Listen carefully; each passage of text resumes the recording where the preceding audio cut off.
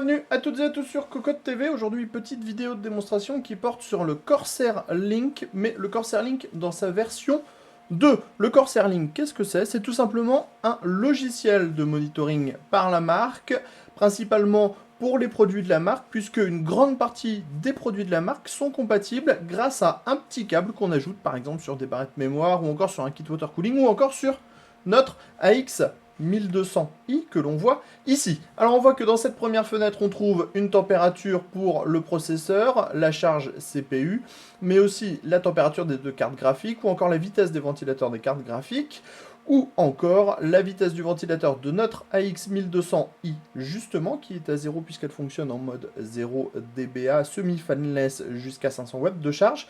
Et on a également la température interne de notre alimentation qui est ici à 24 degrés. Ensuite, on peut gérer le tout par groupe.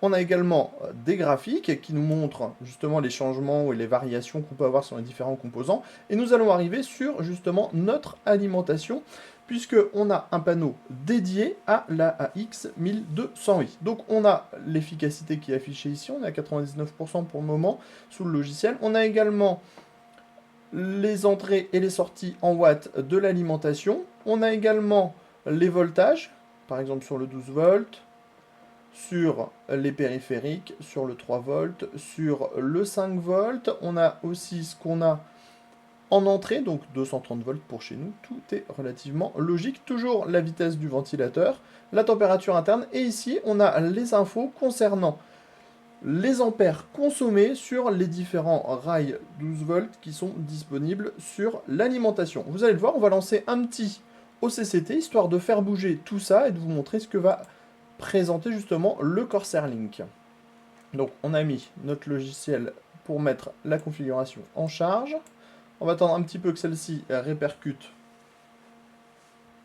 On va attendre que le logiciel répercute les nouvelles données. Il y a parfois un petit temps de latence qui peut durer, allez, on a déjà vu qu'il fallait 30 secondes à 1 minute pour que le logiciel détecte qu'on soit en charge au niveau de certains composants, puisque si on regarde au niveau des rails, on voit bien qu'on a les charges en ampères sur les différents rails.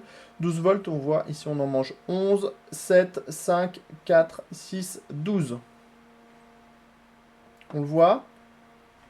Le graphique a bougé, on est à 85% d'efficacité pour le moment, avec notre configuration qui mange dans les 800 watts, on voit qu'on est bien, puisqu'on est à 779 watts.